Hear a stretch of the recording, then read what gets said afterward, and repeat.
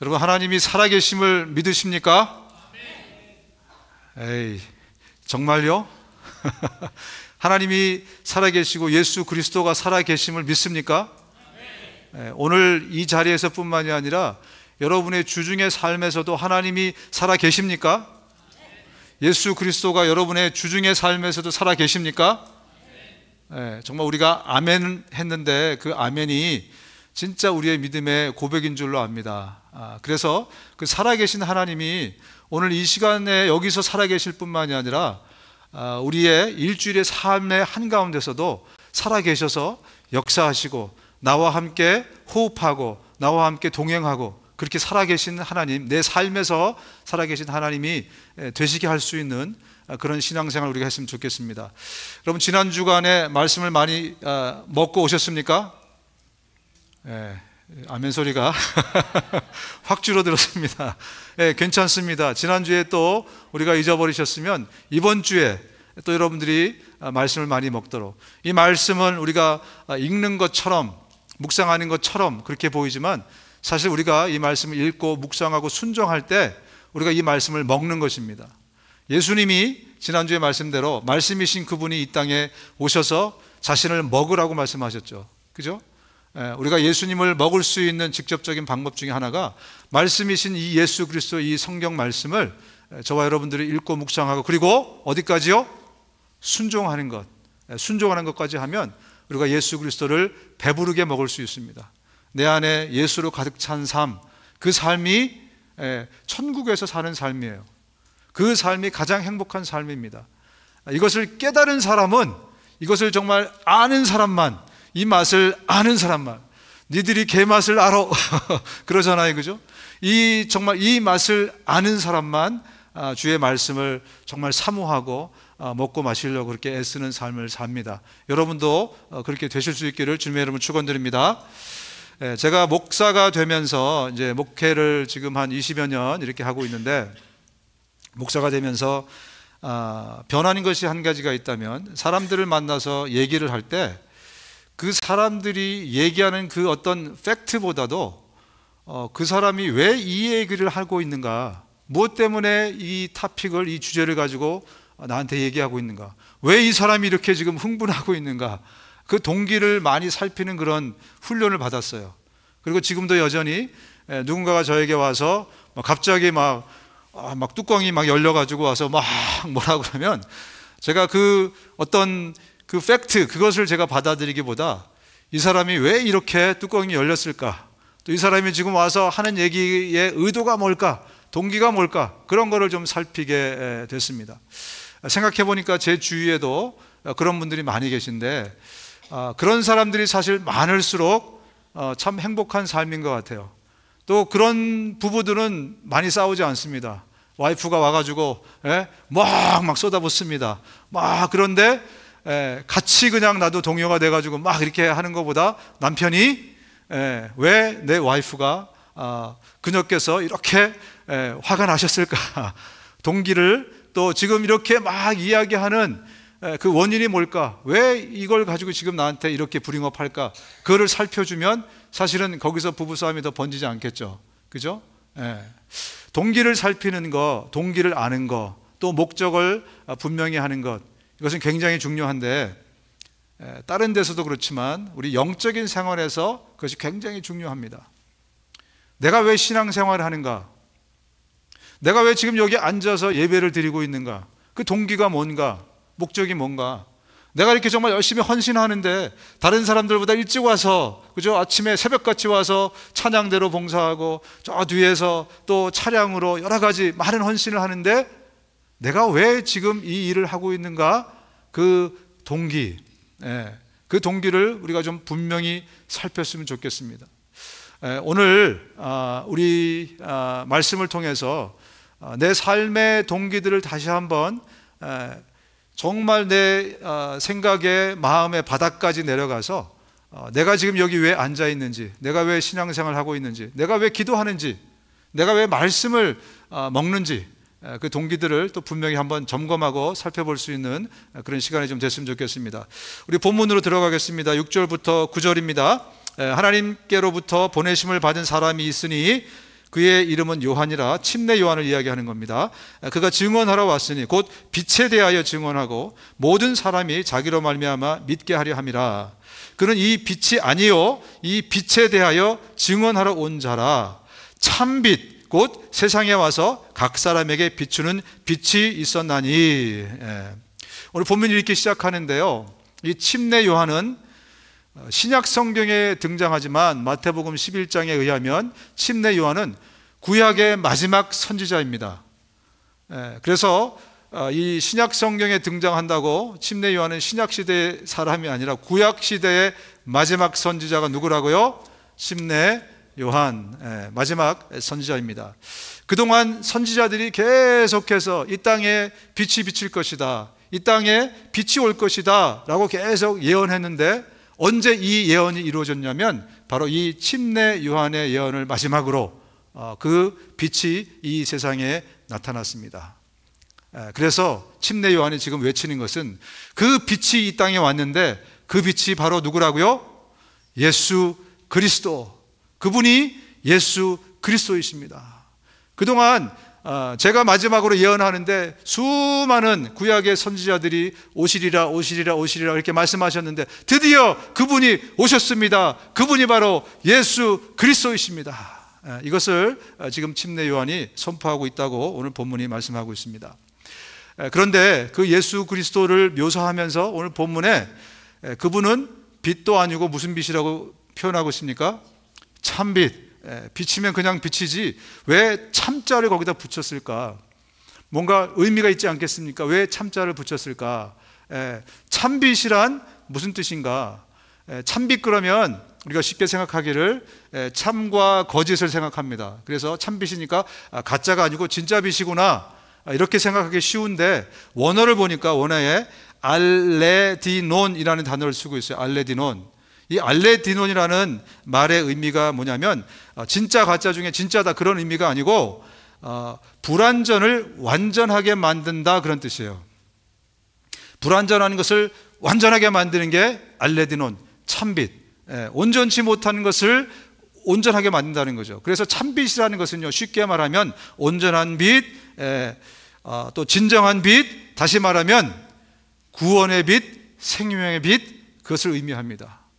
참빛은 구원의 빛, 생명의 빛. 예수 그리스도가 이 땅에 오신 것은 참빛으로, 구원의 빛으로, 또 생명을 주는 빛으로 이 땅에 오셨다. 그 말씀을 지금 하고 있는 거죠. 우리의 이해를 쉽게 돕기 위해서 미리 다윗이 시편 27편 1장에 이렇게 기록을 하고 있습니다. 여호와는 나의 빛이요 나의 구원이시니 내가 누구를 두려워하리요? 여호와는 내 생명의 능력이시니 내가 누구를 부조하리요? 빛이신 하나님의 속성을 얘기하면서 여호와는 빛인데 그 빛은 구원의 빛, 그 빛은 생명의 빛이다. 미리 구약의 다윗이 하나님이 어떤 빛이신지에 대해서 미리 말씀해 주셨어요. 예수 그리스도가 이 땅에 참빛으로 오셨다는 것은 우리에게 구원을 주기 위해서, 생명을 주기 위해서 오신 빛이다. 이렇게 말씀을 하고 있는 겁니다. 왜 요한이 이렇게 진짜 참빛이 오셨다라고 사람들 앞에서 막 외치고 선포하고 있는가?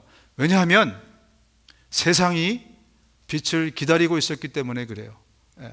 그들은 이 어두워진 세상, 어두워진 마음을 비춰줄, 어두워진 영혼을 비춰줄 그 빛을 기다렸던 것입니다. 그래서 선지자들이 오실 것이다, 기다려라, 오실 것이다, 그렇게 예언을 했던 것입니다. 여러분, 이 세상은 원래 밝았을까요? 어두웠을까요? 이 세상은 원래 밝았을까요? 어두웠을까요?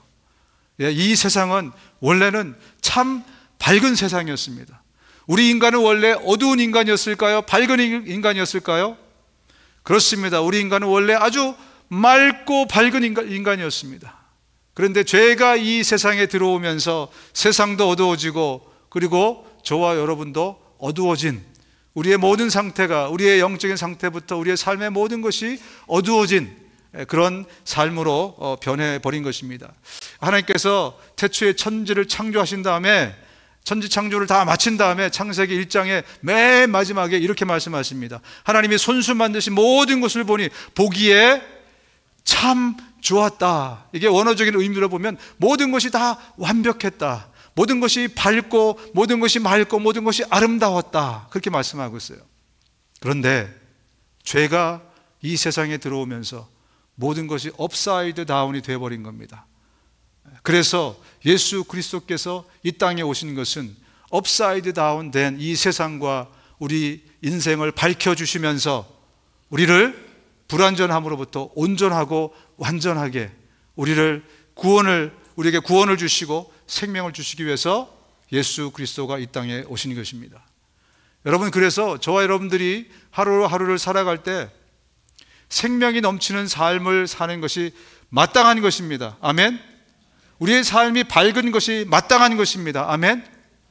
그렇지 않으면 나만 손해다. 주님은 이 땅에 우리에게 생명과 구원을 주러 오셔서 우리를 밝히 비춰주고 계신데, 그럼에도 불구하고 어두운 삶을, 어두운 마음을 갖고 있다면 누구만 손해입니까? 나만 손해예요. 그런데 왜 우리가 그런 삶을 살고 있는가? 왜 주님은 빛으로 오셔서 우리에게 모든 것을 비춰주시고 우리에게 그 생명을 주시고 우리를 구원해 주시고 모든 것으로부터 완전하게 해주시러 오셔서 내 안에 오셨는데, 그럼에도 불구하고 왜 내 삶은 이 모양인가? 도대체 뭐가 문제인가? 우리가 한번 좀 생각해 봐야 됩니다. 여러분, 오늘 본문 말씀에 눈에 띄는 두 번째 구절이 있어요. 그 참빛이 우리 가운데 왔는데 빛이 비추는데 그 빛이 각 사람에게 비추었다, 이렇게 되고 있어요. 여러분, 어두운 가운데서 빛이 쫙 비치면 한꺼번에 확 밝아지잖아요. 그죠? 그냥 빛이 사람에게 비쳤다라고 얘기를 해야 되는데 여기다가 각이라는 단어를 붙였어요. 그래서 이것을 찾아보니까 원어적으로는 어떻게 해석을 해야 되냐면 각 한 사람 한 사람에게 구원의 빛을 비췄다, 이렇게 해석을 해야 돼요. 빛이 와서 확 비추면 모두에게 한꺼번에 확 비췄다라고 표현해도 되는데, 성경은 일부러 이 빛이 왔는데 여러분 한 사람, 민노남 권사님 위에 한 빛이 비치고, 그죠? 우리 최윤희 집사님 위에 한 빛이 비치고, 이런 식으로 한 사람 한 사람 각자에게 그 빛이 비쳤다라고 일부러 표현을 하고 있습니다. 어떤 메시지를 주기 위해서 그렇게 표현을 하셨을까? 여러분, 성경을 읽다 보면 구약 성경에 우리 영적인 생활, 믿음 생활은 굉장히 단체적으로 움직입니다. 국가의 운명이 곧 나의 운명이에요. 그죠? 여러분, 구약을 읽어보시면서 부족의 운명이 나의 운명이에요. 한 사람이, 아간이라는 사람이 잘못했는데 온 민족이 단체로 혼나요. 그죠? 이 공동체적인 어떤 영적인 생활이 구약에서 이루어졌어요. 그런데 여러분들이 말라기를 넘기면서 이제 마태복음으로 가면서 달라진 뭔가 하나를 발견할 수 있어요. 사도행전 2장부터 우리의 신앙생활의 양상이 조금 달라졌어요. 어떻게 달라졌냐면, 그동안에 전체의 운명이 나의 운명이었고, 공동체를 위해서 전쟁도 공동체로 하죠.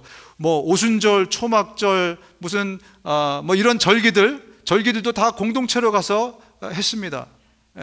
그런데 신약의 사도행전 2장에 성령께서 임하시면서 어떤 일이 일어났냐면, 성경이 어떻게 묘사하고 있냐면, 성령께서 임하실 때 불의 혀처럼 임하셔서 이것이 갈라져서 각 사람 위에 임하더니 라고 표현하고 있습니다.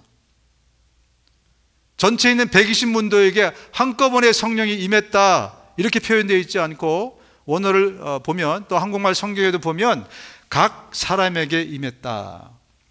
그런데 이때부터 우리 신앙생활의 양상이, 영적인 생활의 양상이 달라지기 시작합니다. 그전에는 다 공동체가 너무 중요했어요. 그래서 나라의 운명이 나의 운명, 국가의 운명이 나의 운명, 부족의 운명이, 내 가족의 운명이 나의 운명이 됐어요. 그러나 사도행전 2장부터는 확실하게 이제 영적인 생활이 나와 하나님 둘과의 관계로 시작되기 시작합니다. 이게 그렇게부터 출발하기 시작합니다. 사도행전 2장부터.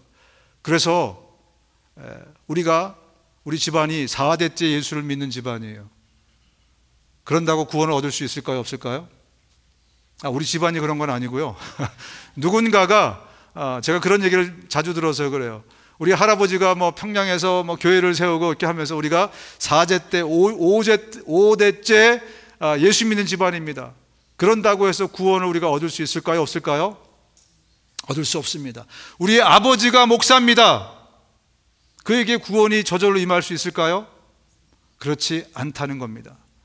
이제 성령께서 각 개인에게 임했다는 것은 성령의 은혜가 각 개인에게 임한 것이에요. 성령의 능력이 각 개인에게 임한 것이에요. 공동체가 아니라, 공동체도 중요하지만 이제는 그 양상이 바뀌어서 개인이 내가 하나님 앞에서 어떤 사람이냐, 내가 하나님하고 얼마나 친밀하느냐, 이것이 훨씬 더 중요한 그런 시대가 됐다는 거죠.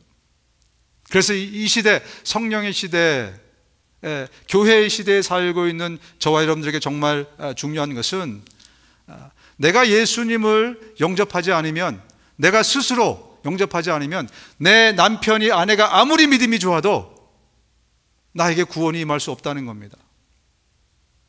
이 얘기를 또 다른 말로 하면, 하나님과 나와 친밀하는 것이 너무너무나 중요한 시대가 됐다는 거예요. 여러분, 정말 은혜스러운 예배에 많은 사람들이 앉아 있으면서 그 예배가 마치 거기에 있는 은혜가 마치 내 것인 것처럼 착각하는 분들이 많이 계세요. 좋은 교회, 아주 좋은 교회인데 그분이 그런 얘기를 해요. 나 무슨 교회 교인이다.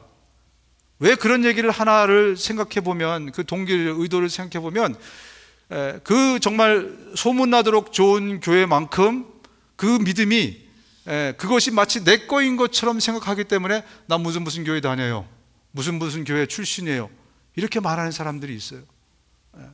여러분, 우리 신앙과 믿음은 이제는 지극히 개인적인 것입니다. 내 믿음은 내 것이고 이웃의 믿음은 그의 것이에요. 더 이상 내 옆에 있는 사람이 정말 은혜 받고 막 이 사람이 막 주님 앞에서 기뻐 뛴다고 해서 그것이 내 것이 아니라는 것을 아셔야 돼요. 그런데 이 시대에 많은 사람들이 군중 심리에 의해서 오늘처럼 우리가 막 뜨겁게 찬양하고 막 그러면 나도 뜨거워 있는 줄 알고 착각하고 있어요. 그게 마치 내 거인 것처럼 찬양팀들이 앞에서 여러분들을 돕기 위해서 막 그렇게 합니다만 그것이 내 것인 것처럼 착각해서는 안 된다는 거죠. 오늘 내가 뜨겁게 찬양하는 것처럼 여러분의 삶의 한가운데서 여러분 뜨겁게 찬양하고 계십니까?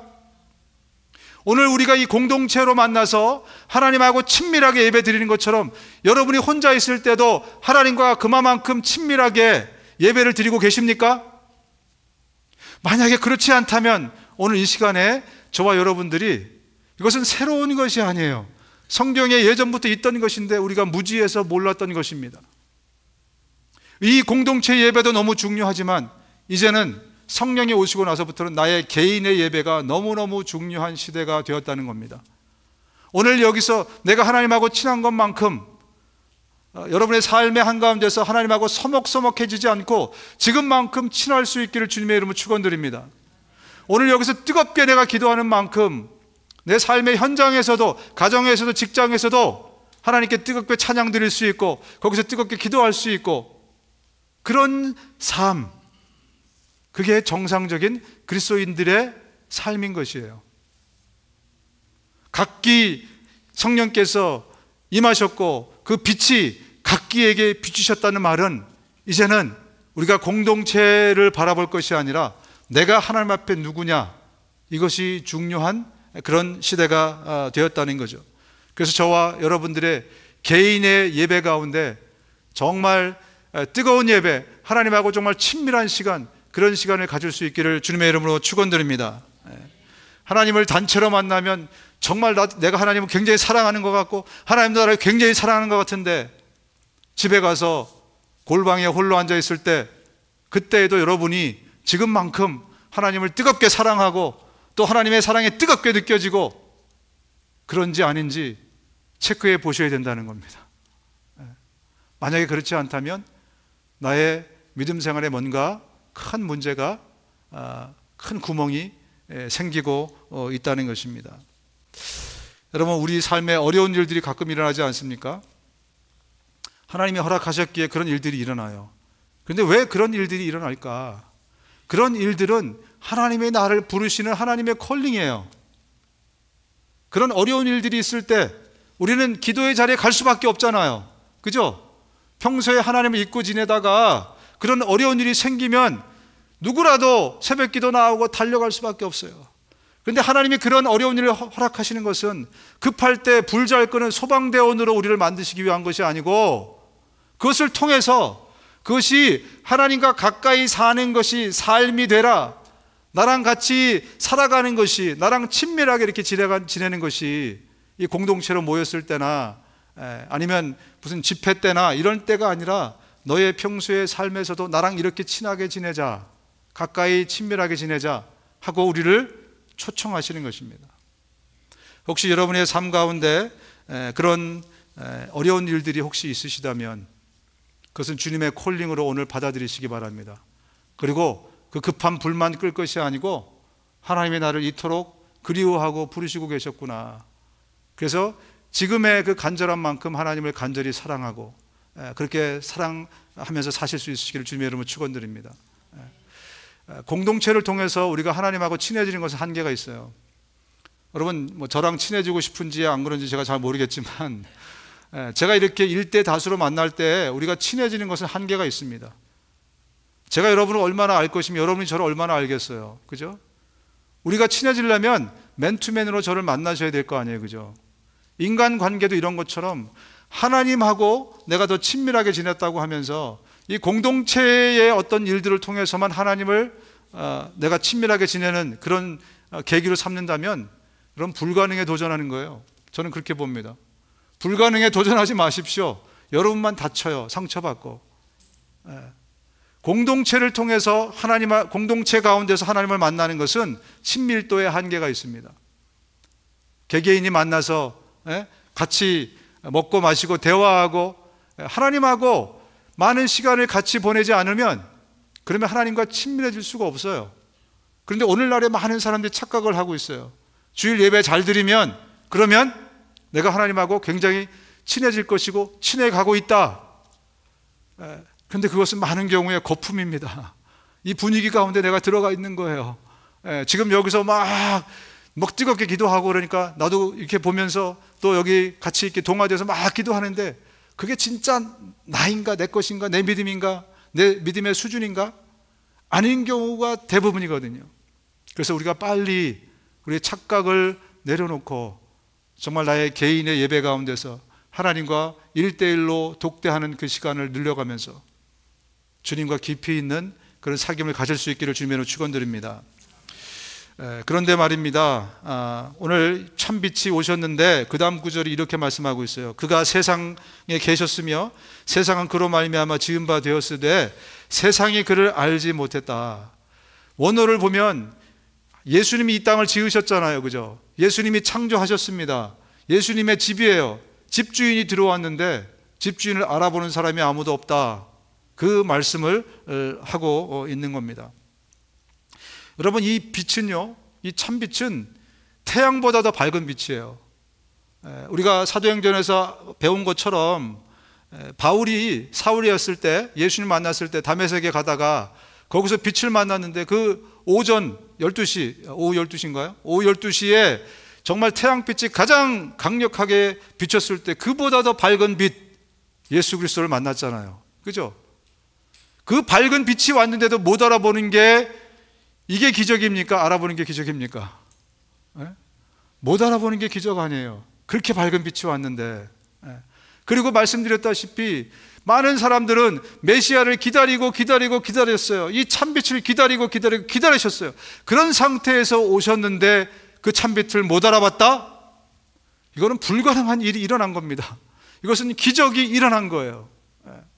왜 기적이 일어났을까? 왜 사람들이 오신 예수님을 알아보지 못했을까? 여러분 이사야가 선지자로 처음 부름을 받았을 때 첫 번째 그가 전해야 될 메시지가 이사야서 6장에 이렇게 나옵니다.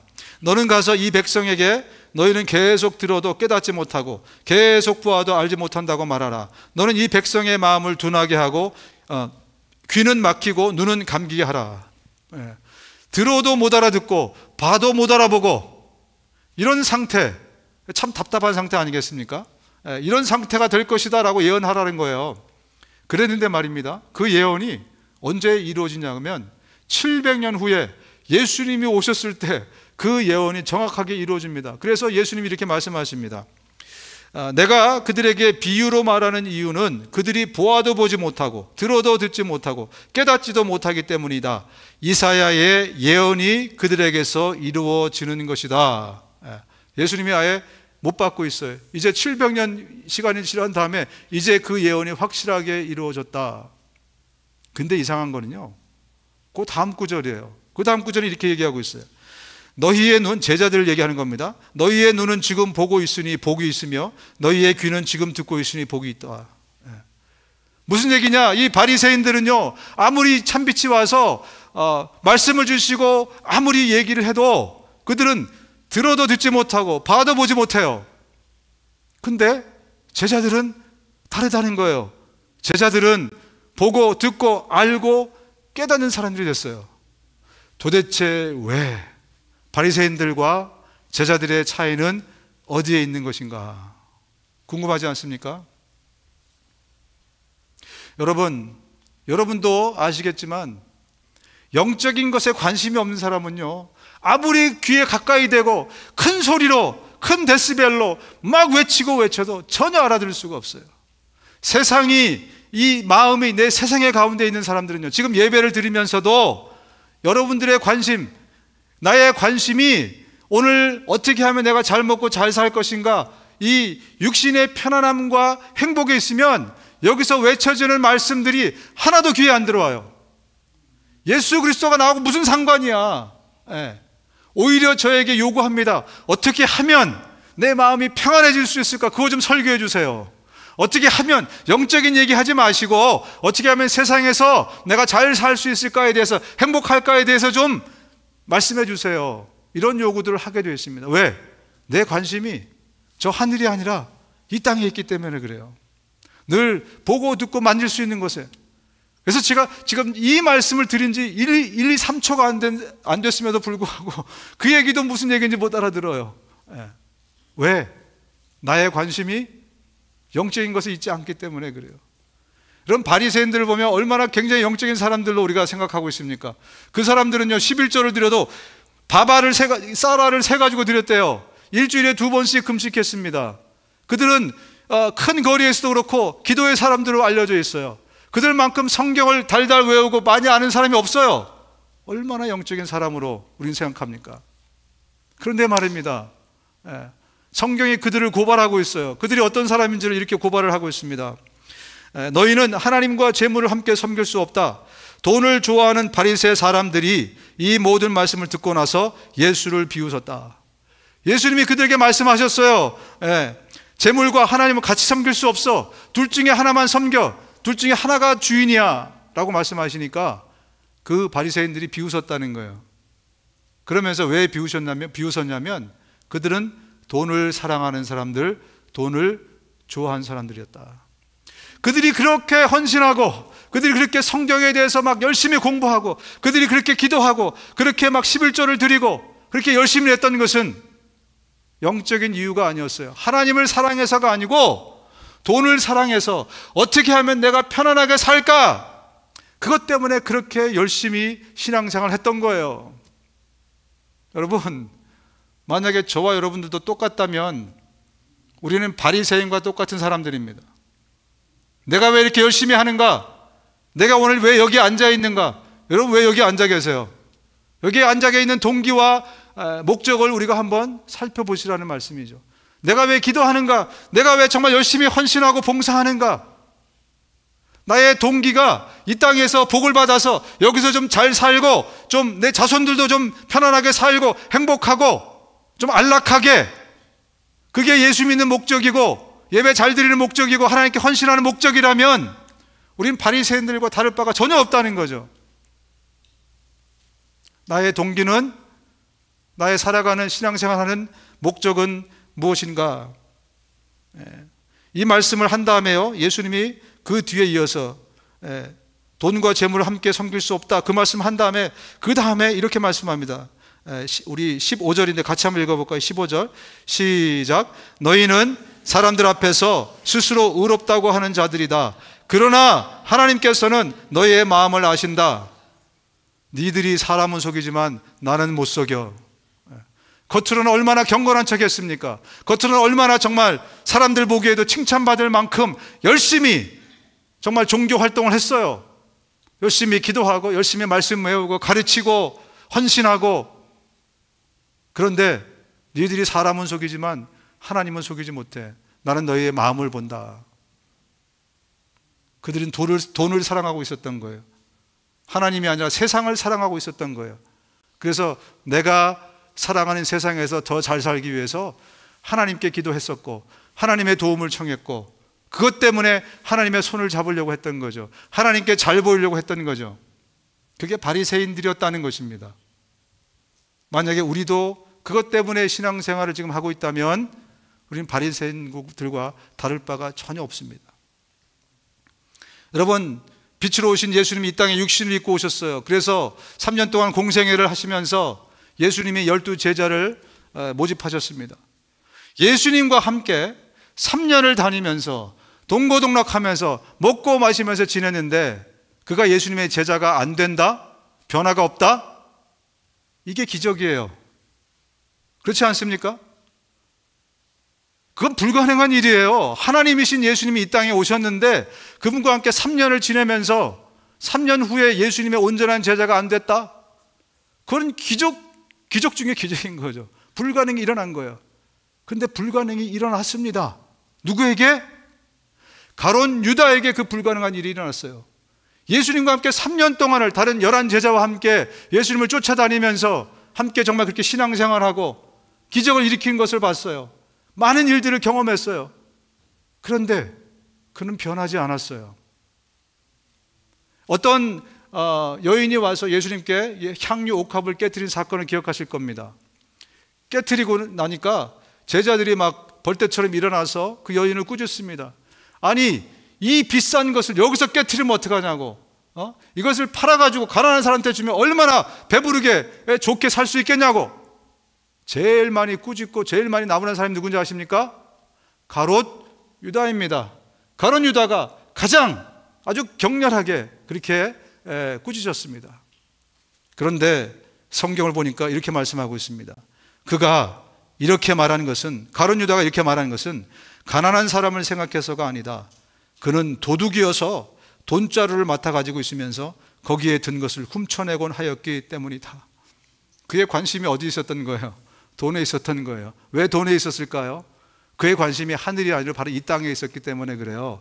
내가 예수를 쫓아다녀서 어떻게 하면 내가 편안하고 행복하게 살 것인가에 있었기 때문에 그는 기적을 일으킨 사람이 되어버렸어요. 하나님이신 예수님과 함께 3년을 지냈으면서도 전혀 변화되지 않는 그런 기적이 그에게 일어났어요. 기적이 언제 가능합니까? 우리의 마음이 콩밭에 있으면 가능합니다. 우리의 마음이 주님께 있지 않고 저 하늘에 있지 않고 엉뚱한 곳을 향해 있으면 기적이 가능한 거예요. 하나님이 같이 계셔도 전혀 변하지 않는 기적. 여러분, 가룟 유다는 예수님이 오병이어의 기적을 일으킬 때 그 기적의 떡을 먹어본 사람입니다. 그 기적의 떡을 직접 먹었습니다. 예수님이 풍랑을 헤치고 가실 때 바다 위를 걸어가는 예수님을 직접 목격한 사람이에요. 예수님이 풍랑을 잠잠케 했었을 때 그 현장에 있었던 사람이고 죽었던 가룟 유다를 살릴 때에도 그 현장을 목격한 사람입니다. 그런데 그가 왜 변하지 않았는가? 그 현장에 있었으면서도 뒤로는 뭘 하고 있었습니까? 뒤로는 돈을 훔치고 있었습니다. 아무리 영적인 일이 일어나고 아무리 저 하늘에 신령한 것들이 떨어져도 하늘을 쳐다보지 않고 컵을 뒤집어 놓고 있어요. 컵을 똑바로 놔야 은혜가 이 안에 담길 거 아니겠습니까? 그런데 그의 동기도 관심도 모든 것들이 다 이 세상의 육신에 관한 것으로 만들어 놓고 있으면 그러면 기적을 일으키는 사람이 되는 겁니다. 주님이 함께 하셔도, 주님이 은혜를 부으셔도 전혀 은혜를 못 받는 그런 사람이 되는 것입니다. 여러분, 우리에게 참 행복을 줄 수 있는 유일한 분은 참 빛이신 예수 그리스도이십니다.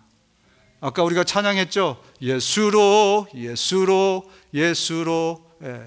이 예수 그리스도, 매주마다 성령께서 저와 여러분들에게 이 설교를 통해서거나 메시지를 통해서 외치는 게 뭐냐면, 우리의 행복은, 여러분의 행복은 이 세상에 있는 것이 아닙니다. 예수 그리스도, 그분 안에 하나님의 보화가 그분 안에 있습니다. 그분을 붙드시면 그분으로만 만족하는 삶을 여러분들이 사시는 것, 그게 가장 우리를 행복하게 만드는 겁니다. 유사 빛에 속지 마세요. 그러면 불나방 같은 인생이 됩니다. 이 참빛과 비슷한 빛들이 많이 있어요. 그 유사 빛을 보면 우리의 목적이 주님께를 향해 있지 않으면 우리의 방향 감각이 흐려지게 되어 있어요. 그래서 가서 곤두박질 치고 죽게 되어 있습니다. 예수로 참빛인 예수 그리스도. 여러분, 그래서 저와 여러분들이 예수 믿는 게 뭔지 좀 오늘 분명하게 정립을 좀 하고 갔으면 좋겠습니다. 예수 믿는다는 게 도대체 뭔가, 여러 가지 것들로 정의할 수 있겠지만 오늘 본문에 아주 명확하게 정의를 해주고 있어요. 오늘 마지막 본문의 구절입니다. 같이 한번 읽어볼게요. 마지막 구절 11절부터 13절까지입니다. 시작. 자기 땅에 오매 자기 백성이 영접하지 아니하였으나 영접하는 자 곧 그 이름을 믿는 자들에게는 하나님의 자녀가 되는 권세를 주셨으니 이는 혈통으로나 육종으로나 사람의 뜻으로 나지 아니하고 오직 하나님께로부터 난 자들이니라. 여기에 보면 영접하는 자가 믿는 자래요. 그죠? 보이시죠? 영접하는 자가 곧 믿는 자래요. 예수 믿는다는 게 뭔가 영접한다는 거래요. 그죠? 오늘 본문에 있는 그대로 제가 말씀을 드렸어요. 자, 그렇다면 영접한다는 것의 말의 의미가 무엇인지를 좀 살펴보면 될 것 같아요. 여러분, 전에 많은 사람들이, 지금도 그렇지만 수련회 가고 부흥회 가고, 그래서 마지막 시간에 예수님을 영접하는 시간을 갖습니다. 우리 교회는 매주 예수님을 영접하는 시간을 가져요. 도대체 예수님을 영접한다는 것이 성경에서는 어떤 의미인지를 저희가 좀 살펴봐야 될 것 같습니다. 우리 빌리 그람 목사님 아시죠? 지금 돌아가셨지만 그분이 살아계실 때 185개, 270개인가 하여튼 우리 전 세계 국가들이 있잖아요. 그죠? 185개를 도시면서 복음을 전하셨는데 약 2억 5천만 명, 그러니까 지금 한 7억 5천 되죠? 거의 3분의 1에 있는 사람들에게 복음을 전하셨대요. 그리고 거기서 예수를 영접하게 만든 사람들이 300만 정도 된대요. 300만 명. 굉장한 거죠. 그죠?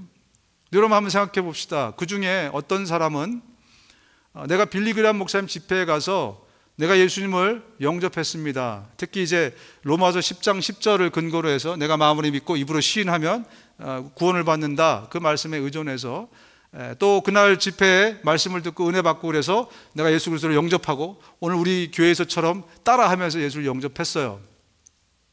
그런데 어떤 사람이 10년 혹은 20년 뒤에 저를 찾아와요.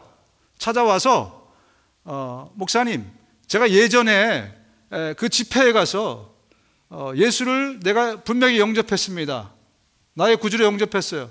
그런데 지난 10년, 20년 동안 제가 교회를 떠나서 아주 허랑방탕하게 살다가 이제 나이가 30이 되니 이제 내가 좀 제대로 예수를 좀 믿어야 되겠다 생각이 돼서 좀 철이 들고 싶어서 찾아와서 얘기하기를, 물어보기를, 그때 받은 구원이 아직 유효합니까? 그렇지 않습니까? 이렇게 물어봤어요. 여러분 뭐라고 대답해 주시겠어요? 10년 전에 내가 어떤 집회에 가가지고 예수님을 내가 영접했어요. 그리고 그때는 진심이었대요. 눈물까지 흘리면서 정말 진심으로 예수를 내가 영접했다. 그런데 그 후에 그의 삶을 아주 그냥 하나님하고 상관없는 삶을 살다가 다시 어느 순간에 들어와서 이제 와서 확인하고 싶은 거예요. 내가 구원을 받은 것입니까? 그렇지 않은 것입니까? 저는 그때 영접했거든요. 그때 진심이었거든요. 어렵죠? 여러분, 영접하다라는 단어의 원어가 뭐냐면 람바노라는 단어래요. 람바노. 무슨 라티노 무슨 뭐 그런 것 같죠, 그죠? 람바노, 영접하다. 이 영접하다라는 단어가, 람바노라는 단어가 비인격적인 거, 명령이나 물질 이런 것들을 내가 받을 때, 영접할 때는 receive, 영어로 receive, 그냥 내가 받다, 내가 취하다 그런 뜻이지만, 인격체를 영접할 때는 어떤 뜻이냐면 아내로 취하다, 결혼하다, 아내를 맞이하다 그런 뜻이래요. 다시 정리해 드릴게요. 영접하다라는 말의 원래 성경적인 의미가 뭐냐면, 물질적인 것, 인격체가 아닌 것들을 내가 어떤 걸 받을 때는 그냥 받다 해요. receive 했다. 그런데 인격체를 내가 맞아들이다, 영접할 때는 이게 결혼하다는 의미라는 거예요. 너 이 사람과 함께 결혼하다. 예수님이 비인격체입니까? 인격체입니까? 인격체이시죠. 그죠? 온전한 하나님이시면서 온전한 인간이십니다. 그분을 내가 영접할 때에는 그분과 결혼 관계에 들어가는 거예요. 그 릴레이션십이 단지 물건을 받아들이는, 한 사람을 내 집안에 들이는 그 정도가 아니고, 내가 나의 전 인격과 예수 그리스도의 전 인격이 하나가 되어서 민글이 되고 삶의 모든 분야에 서로 영향을 미치는 관계, 그게 람바노예요. 이해가 되시죠? 우리가 예수 그리스도를 영접한다는 것은 성경에서, 오늘 이 본문에서 사람들이 나를 영접했다라는 것은요, 람바노의 관계를 말씀하고 있는 겁니다. 예수님의 인격과 나의 인격이, 전 인격이 함께 만나서 서로의 모든 부분에 영향을 주면서 함께 살아가는 그 상태를 바로 람바노다, 이렇게 말씀하고 있습니다. 그래서 단순히 우리가 생각하는 것처럼 예수를 영접하는 것, 람바노 하는 것은 마음의 결단, 마음의 결심 혹은 지적인 동의, 이 정도의 수준이 아니라는 거죠. 근데 많은 사람들은 마음의 결단이나 어떤 지적인 수준, 지적인 수준이 아니라 뭐죠? 동의, 이런 것이면 그러면 내가 구원받았다, 이렇게 생각해요. 자, 그럼 아까 말씀드린 대로 당신이 만일 예수는 주님이라고 입으로 고백하고 하나님께서 그를 죽은 사람들 가운데서 살리신 것을 마음으로 믿으면 구원을 얻을 것입니다. 사람은 마음으로 믿어서 의에 이르고 입으로 고백해서 구원에 이르게 됩니다. 이 구절을 문자 그대로 해석해서 많은 사람들이 그냥 내가 마음에 감동받아서 마음의 결단을 내리고 결심을 해서, 그래서 예수 그리스도를 내 구주로 인정하는 것, 그러면 구원을 받는 거다라고 해석한다면, 그 다음 나오는 구절은 여러분 어떻게 해석하실 거예요? 그 다음 구절에 이런 구절이 나오거든요. 주의 이름을 부르는 사람은 누구든지 구원을 얻을 것입니다. 이것을 문자적으로 한번 해석해 보세요. 똑같이. 무당도 주님, 그럼 구원받게요. 귀신도 주님, 그럼 구원받습니까? 이 구절은 어떻게 해석할 것입니까? 여러분, 우리가 예수님을 마음으로 영접한다는 것은 우리가 생각하듯이 단순히 지적인 동의를 통해서나 아니면 어떤 결단을 통해서 받아들이는 것이 아니라, 그분을 내 안에 모시고 그분과 함께 살아가는 삶, 그게 람바노입니다. 그분의 인격의 모든 것이 내 인격의 모든 것에 영향을 미치고, 나 또한 그분에게, 그분과 함께 하나 되고 민글되고 모든 것이 통합되어서 그분과 함께 살아가는 삶이 예수를 영접한 자의 삶이라는 것입니다. 여러분, 우리가 미국 시민권을 얻기 위해서 마음으로 내가 결단을 하고, 영주권 버리기 힘드셨죠, 그죠? 내 조국 대한민국을 버린다 이런 생각을 갖고 있어갖고 시민권 따실 때 그런 분들, 어떤 목사님 중에서는 그런 분들도 계시더라고요. 내가 조국은 버릴 수 없다 그래가지고 60 넘어가지고 드디어 따시더라고요, 고집을 피우다가. 그래서 미국 시민권 되기 위해서 내 마음으로 지적인 어떤 동의를 하고 결심을 하고 시민권을 얻었어요. 그런 사람들이 많이 있습니다. 미국 시민이 되기 위해서. 여러분, 천국 시민이 되기 위해서도 그런 사람들이 많이 있어요. 나는 베네핏을 누리고 싶은 거예요. 미국의 시민으로서, 천국의 시민으로서. 그래서 천국의 시민권을 따기 위해서 내가 나의 어떤 지적인 동의를, 또 내 마음의 결단을 내리고 영접을 하기로, 우리가 그 표현하는 단편적인 receive의 수준으로. 그런데 정작 주님이 우리에게 기대하고 요구하는 것은 그것이 아니라는 거죠. 예수를 영접한다는 것은 그분과 내가 이제 하나가 된다는 뜻이었어요. 단지 천국의 시민권을 딴다는 의미가 아니고 그분과 하나가 되어서 살아간다, 그 의미를 말씀하시는 겁니다. 여러분, 결혼식도 하고 선서도 하고 혼인신고도 했어요. 그럼 법적으로 부부입니다. 그러나 같이 살지 않아요. 부부입니까? 아닙니까? 헷갈리세요? 모든 절차를 다 끝났는데 같이 살지는 않아, 절대로.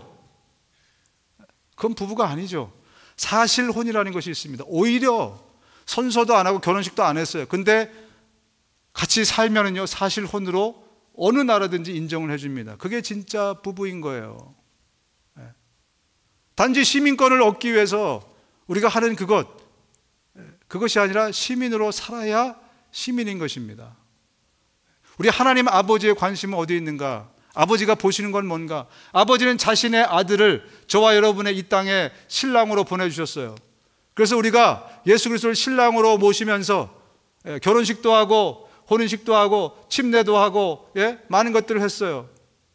그런데 정작 아버지의 관심은 내가 보낸 내 아들과 결혼한 저 두 사람이 함께 행복하게 살고 있느냐 그렇지 않느냐에 있지, 결혼식을 얼마나 화려하게 했느냐, 혼인신고를 제대로 했느냐, 이것이 아버지의 관심이겠습니까?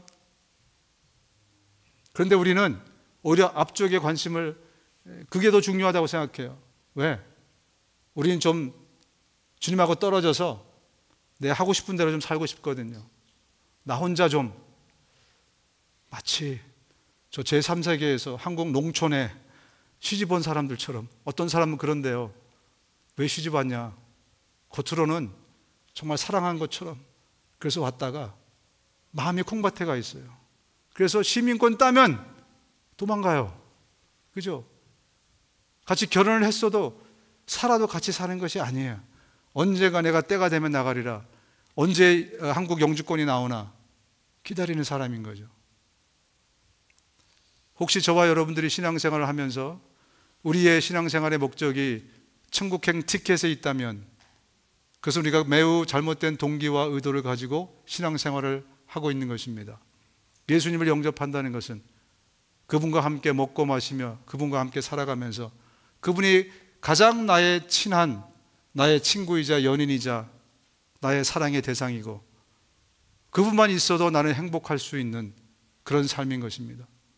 여러분, 여러분의 삶에서 여러분보다, 예수님보다 여러분이 더 친한 사람이 있다면 나는 아직 가야 할 길이 남은 사람입니다.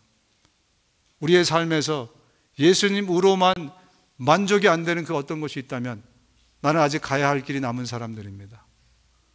여러분이 예수 그리스도가 주는 기쁨보다 더 큰 기쁨을 다른 곳에서 누리고 있다면 우리가 가야 할 길이 남은 사람들입니다.